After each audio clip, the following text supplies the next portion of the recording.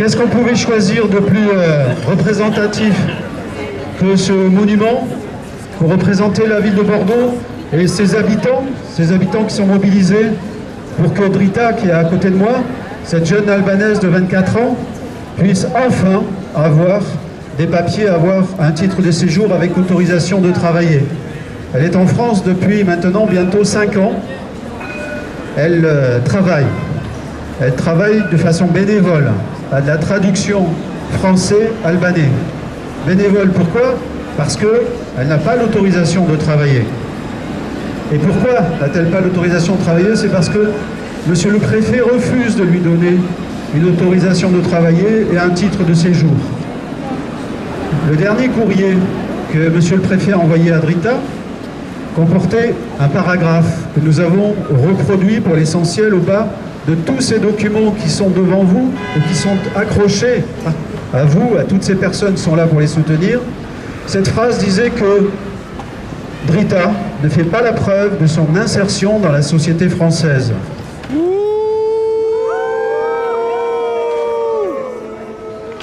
Eh bien, nous, on dit ce soir, et vous êtes tous là pour le dire, on dit ce soir que Drita, elle est parfaitement insérée dans la société française, qu'elle travaille, qu'elle n'attend qu'un titre de séjour, et que vraiment, il y en a assez d'attendre un document qu'elle doit avoir. C'est absolument nécessaire, c'est absolument évident.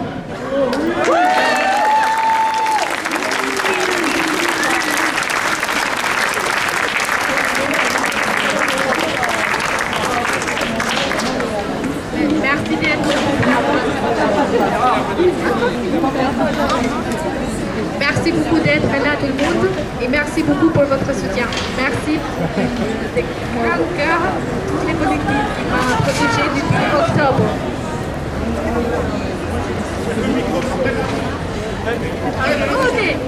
Ok. Bonsoir. Merci pour tout votre soutien. Merci beaucoup à mon collectif de soutien aussi parce qu'ils ont fait un grand travail avec moi et ma famille. Ils me sont protégés depuis octobre et je suis contente qu'ils sont parmi nous.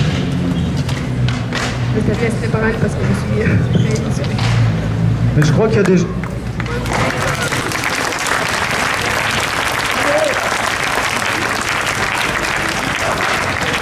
Je crois qu'il y a des gens qui ont envie de parler, il y a des élus, il y a beaucoup de personnes en fait qui sont derrière Drita et qui veulent dire leur soutien, qui font beaucoup de choses. Pour l'instant, ça n'est pas suffisant, donc il faut encore pousser jusqu'à arriver, encore une fois, à ce qu'on attend tous, le titre de séjour avec l'autorisation de travailler. Bonsoir à toutes et tous. Je voudrais réaffirmer ici mon soutien à Drita, bien sûr, et surtout souligner l'hypocrisie incroyable de ce gouvernement et des gens ici à la préfecture qui refusent ce titre de séjour à Drita. S'il faut prouver l'insertion de Drita, alors nous avons tous ici à prouver notre insertion dans la société française. Je pense qu'elle pourrait nous donner des leçons d'insertion et des leçons d'aide à son prochain et de solidarité. Donc ça, je voulais déjà commencer par le souligner. Il y a aussi cette réponse incroyable. Quand j'ai alerté à plusieurs reprises et saisi le ministre de l'Intérieur, Christophe Castaner, encore la semaine dernière, et qui me répond que sur le dossier de Drita, le pays dont elle vient, l'Albanie, serait un pays sûr. Alors, c'est faire fi déjà des témoignages que l'on a du maire même du village d'où vient Drita, qui dit qu'elle est menacée de mort, pour nous faire croire que son retour serait possible et celui de sa famille serait possible dans ce pays. C'est se moquer simplement de nous. Ensuite, ce ministère de l'Intérieur est quand même incroyable. Répondre qu'elle n'est pas insérée, alors qu'il y a des attestations qui sont dans son dossier, où Drita a travaillé pour ce même ministère de l'Intérieur. Elle a aidé à des traductions pour des dossiers. Donc il faut arrêter avec cette hypocrisie qui est simplement inhumaine aujourd'hui. C'est de vie dont on parle, c'est pas de dossier, de numéro. Il faut arrêter avec ça. Donc moi je vous invite, et j'invite les élus qui sont là, qui soutiennent comme moi depuis de nombreux mois Drita, j'invite ces élus à faire pression maintenant sur le ministère de l'Intérieur, car c'est au niveau national que ça va se jouer. c'est le ministère de l'Intérieur qui aujourd'hui peut et doit faire pression pour débloquer cette situation. Arrêtez de nous balader, de nous raconter des bobards.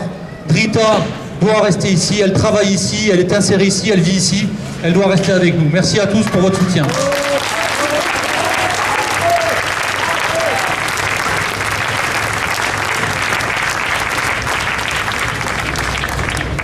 Merci.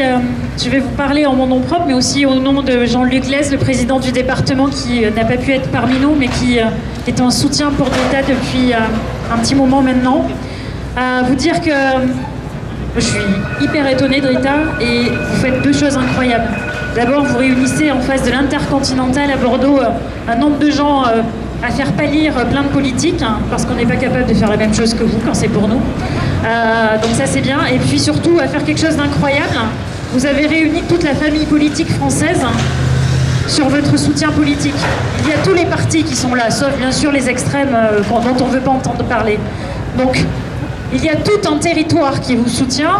Et ce qui est fou, c'est qu'aujourd'hui, encore une fois, quand un territoire vous soutient, quand des territoires entiers demandent des choses à ce gouvernement, il ne nous entend pas. Les territoires n'existent pas, alors que les élus territoriaux de l'ensemble des partis politiques demandent à ce que vous restiez parmi nous, parce que nous savons, nous élus, que vous êtes intégrés pas seulement dans la vie de Bordeaux, dans la vie républicaine, parce que vous êtes un soutien pour les administrations, pour les hôpitaux, pour les associations, et qu'aujourd'hui, en plus, vous avez une promesse d'embauche. Donc oui, on va continuer, merci, on va continuer, on va aller plus haut et à écrire au Premier ministre, mais c'est votre combat, mais vous êtes notre combat.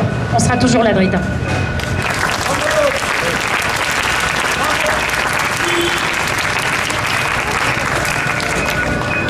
Comme Emmanuel, je suis là à titre privé, mais aussi en tant qu'élue, comme la première adjointe de la ville de Pègle, vous savez, qui est mobilisée aux côtés de sans-papiers. C'est comme une commune avec de nombreux squats que nous accompagnons. Nous sommes la seule commune aujourd'hui sur la métropole à domicilier les squatteurs au CCAS de la ville pour que les enfants soient scolarisés, pour qu'ils ne soient pas en rupture. Donc on est très engagés auprès de Drita. La situation, elle est juste scandaleuse. Effectivement, tout a été dit à ce sujet. Je pense que c'est bien d'être nombreux aujourd'hui. Il faut continuer à être à ses côtés parce que c'est aussi ce qui la préserve d'une reconduction à la frontière. Donc il faut faire appel à notre vigilance, à notre résistance face à cette situation.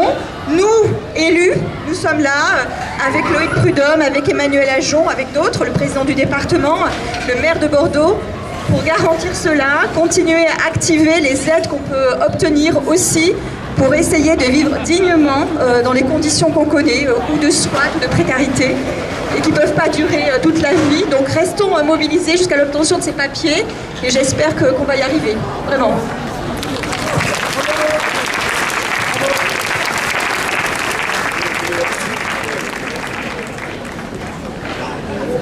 Le comité de soutien de Drita comprend beaucoup de monde, des citoyens. Bien évidemment, vous êtes plus de 4000 à avoir signé la pétition. Vous êtes plusieurs centaines, je ne sais plus combien maintenant en année, à faire partie de son comité de soutien. C'est aussi un réseau d'associations. Je représente ici le réseau Éducation sans frontières. Et la première fois que nous avons rencontré Drita, ce n'était pas pour elle. Elle nous appelait, elle nous a contactés, nous ne savions absolument pas quelle était sa situation de sans-papiers, de personnes à la rue, enfin menacées d'expulsion. Elle nous appelait pour quelqu'un d'autre. Elle nous appelait parce qu'il y avait des enfants à scolariser qui vivaient sous des tentes et ces tentes risquaient d'être détruites par la police.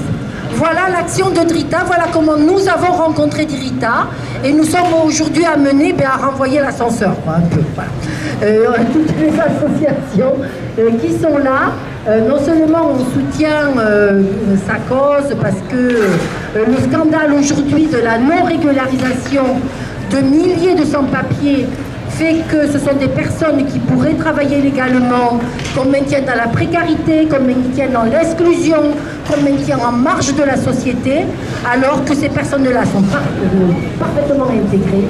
Donc bien évidemment, on soutient Drita comme on soutient toutes ces personnes, mais on la soutient aussi, et je sais que vous êtes là aussi pour ça, parce qu'on a un lien, c'est vrai, un peu chaleureux, allez, on va dire ça comme ça avec elle, parce que Drita, c'est aussi cette personne qui aide particulièrement et beaucoup tous les gens qui sont dans des situations difficiles, à la rue, sans papier, sans logement, voilà. Et son association à elle est aussi une association à soutenir. Et à faire connaître au préfet, puisqu'il ne doit pas le savoir, elle n'est toujours pas intégrée, voilà.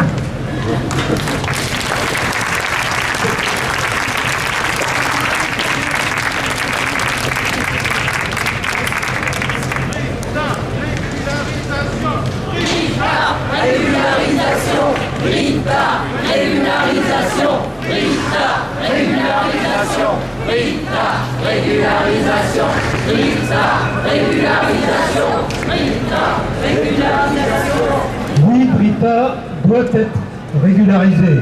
Elle mérite bien plus que beaucoup d'entre nous d'être régularisée pour tout ce qu'elle fait ici en France. Je pense que monsieur le préfet, effectivement, doit revoir sa position dès lors que sa propre administration est recours au service bénévole de Drita.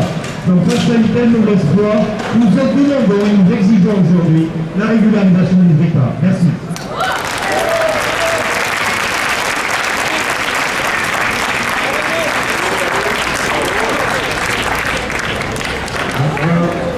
J'interviens rapidement au nom de l'Union juive française pour la paix, Constance, que nous savons il y a plus de 70 ans. Nous savons que s'il n'y avait pas eu des délinquants solidaires, effectivement, nous ne serions pas là dans cette société où maintenant, quand on écoute nos responsables, les Juifs apparaissent comme les mieux intégrés. Valls disait que la France ne serait pas la France sans ses Juifs, mais il a oublié d'en citer d'autres. Je pense que, je ne vais pas développer, mais je pense pouvoir dire aujourd'hui que la France ne serait pas la France sans Drita et sans tous ceux qui la soutiennent, mais aussi tous ceux qu'elle soutient. Merci.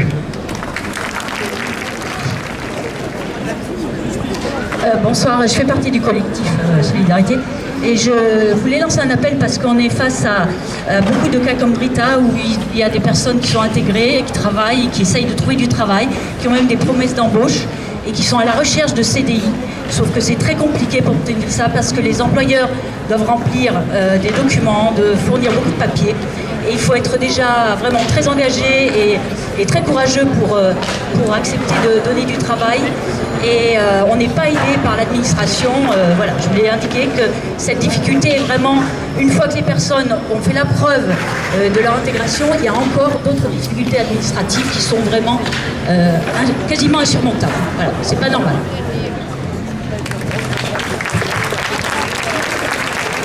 Les situations sont injustes de demandeurs d'asile qui ne sont pas intégrés, puisque la France refuse les 2 tiers des personnes demandeurs d'asile. Mais celle de Drita est encore plus injuste. Voilà. On va dire quelque chose encore. Drita, régularisation! Drita, régularisation! Drita, régularisation! Drita, régularisation! Drita, régularisation! Des papiers pour Drita! Des papiers pour Drita! Des papiers pour Drita! Des papiers pour Drita! Des papiers pour Drita! Donne des papiers à Drita! À Drita! Merci beaucoup. Bonsoir, je suis juste du public et je vois que Drita est toute seule sur ses marches à se dire et maintenant. Moi je souhaite juste que maintenant on se retrouve dans quelques temps ici pour boire un coup parce que voilà, Drita sera régularisée. Voilà. Moi, de citoyenne, comme beaucoup dans les rues actuellement, en désaccord avec les actes et propositions effectués par certains de notre politique, je tiens à remercier Drita pour son engagement, son travail sans faille, ses compétences et sa mobilisation au quotidien parmi les acteurs de notre République. Nous lui devons beaucoup de l'échange et de la pluralité de notre humanité. Madame, merci. Bonsoir à tous. Je suis étudiante à Sciences Po Bordeaux et c'était pour dire, pour remercier le collectif et dire que nous aussi les étudiants, bien sûr, on est totalement consternés parce que... Ah, vous entendez pas? Allô? Si vous entendez? Et par ce qui se passe et que en sciences politiques on étudie ça, on est en filière franco-italienne, donc malheureusement c'est pas qu'en France qu'il se passe des cas comme ça. Par exemple, il y a eu le cas de Mimmo Lucano, un maire du sud de l'Italie, de Riace, qui a été mis en examen par la magistrature pour avoir aidé des demandeurs d'asile en Italie.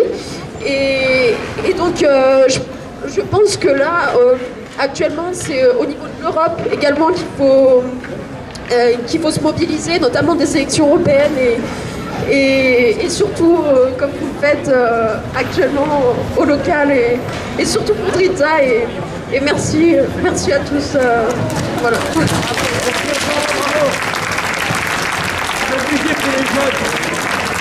Bonsoir à toutes et à tous. Je suis Vincent Feltès, conseiller régional de Nouvelle-Aquitaine. Beaucoup de têtes connues. C'est un combat à la fois long et indécent, j'allais dire. Indécent qu'on ait besoin de se mobiliser sur ce cas aussi incroyable et aussi évident.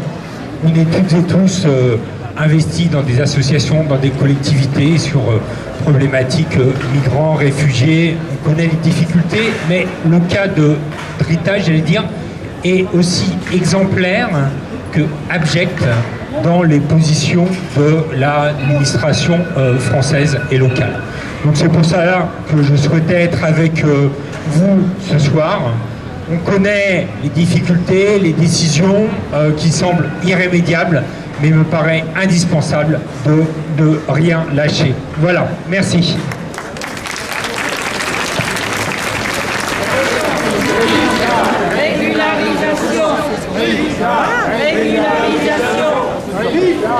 Régularisation.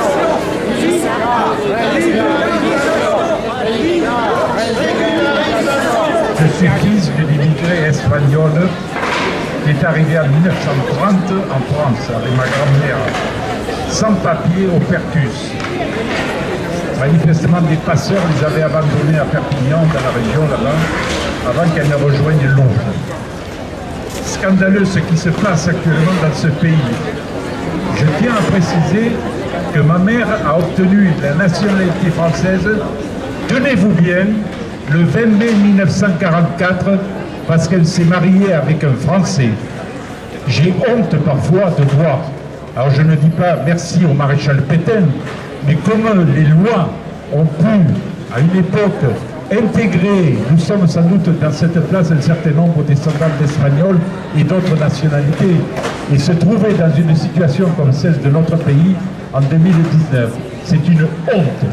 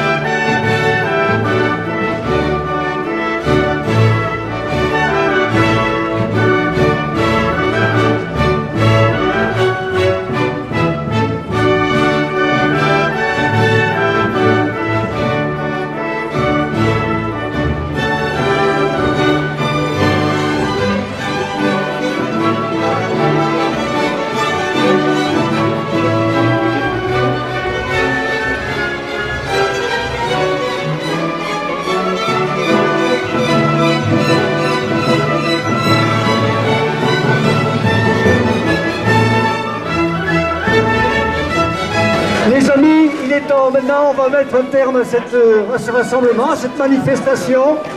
Nous vous demandons une salve d'applaudissements pour Drita et sa famille.